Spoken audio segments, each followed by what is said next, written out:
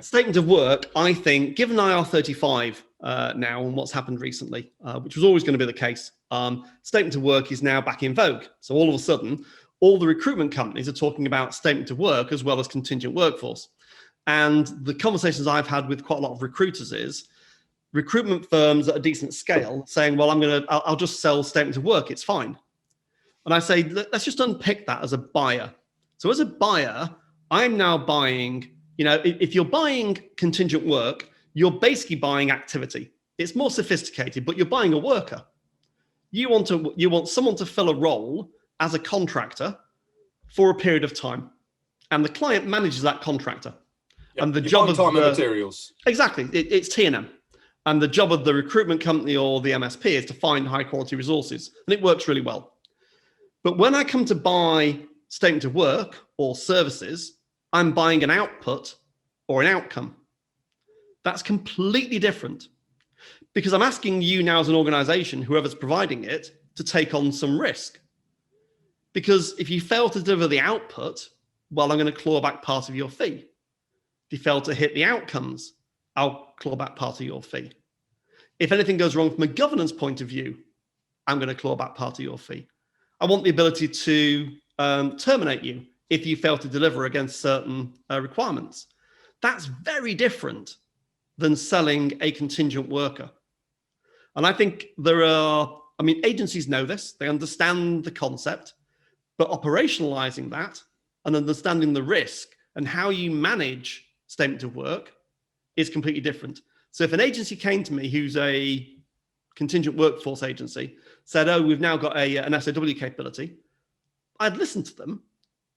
But given that I've been in consulting for 25 years, I know a bit about buying outcomes and buying outputs.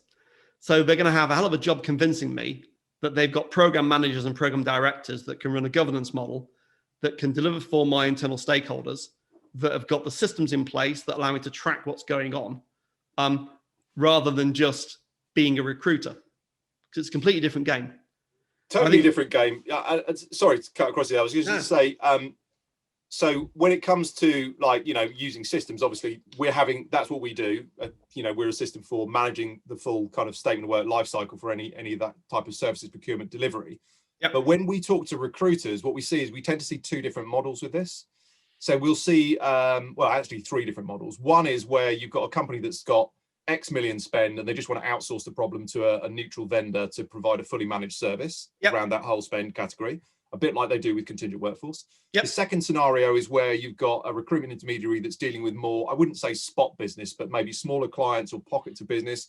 For example, in relation to IR35, where they say, we were getting this work done with contractors, they're all inside IR35, therefore we need to outsource this work to a supplier and get it done under a statement of work. And in those cases, it's still the supplier that's taking on the liability for the work. But in terms of what you're describing, that I would class that as, it's almost like project services, really, consulting services, where they're taking the liability for the actual delivery. And you're right, it's a very, very different game. The whole SoW piece is a very different game. And I think when we get into that, buying services, statement of work, if there's an agency in the middle, and again, so from a risk point of view, as a buyer, what do I look at? I'd say, take even some relatively simple project work that needs to be done. If there's an agency sat there and me as a brand pays the agency, and then agency is paying the statement of work or the consultancy provider, in that moment, if the agency fails and I've paid the agency and the consultancy team haven't been paid, now what happens? Because the consultancy team will hold back deliverables until payment. But I've already paid because the agency's failed.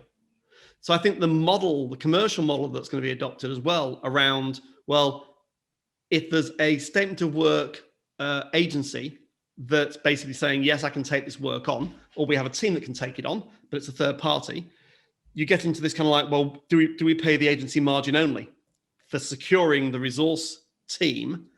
And then we have a contract relationship with the resource team and pay the agency a margin only fee, which is a finder's fee. Because as a buyer, I'd feel much happier talking to the people doing the work and having a contract with them than I would an agency that I don't know or can't manage the risk of financially. Yeah, it's a really interesting point you make, and I think it's all tied up with the nuances of the contract process and the engagement structure.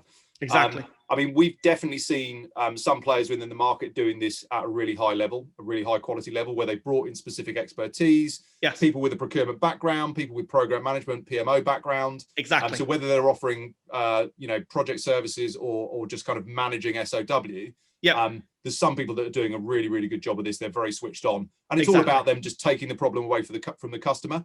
But I agree, there's definitely some education in some areas of the market where people might look at it as an easy opportunity. They've still got to do it right. Yeah. And there's it's a large and important amount of spend that needs to be managed. But where the liability sits and where the contact sits is quite nuanced. And how's it going to work with the big consulting firms? I mean, I know, having been ex-KPMG, if you look at big brands and you look at a movement from contingent workforce into statement of work, I mean, contingent workforce is still there and it's still thriving. Of course. It's just that the tax regime now has changed, but companies will still use workers under a contingent workforce regime. But where they're moving chunks of their work to statement of work, again, just kind of back to this risk and brand, I would say. Some of the work you're never going to shift from McKinsey, PwC, Cooper, E&Y, whoever it might be, because certain projects you're never going to give to an agency that's got a statement of work capability, no matter how good it is. And so what I saw inside some of the big banks that I used to work with when we looked at services procurement was there was a very definite differentiation between board level services that were bought from the big six and other services that were done within functions like IT, where that could be done under statement of work through a technology platform. And that differentiation is not going to go away.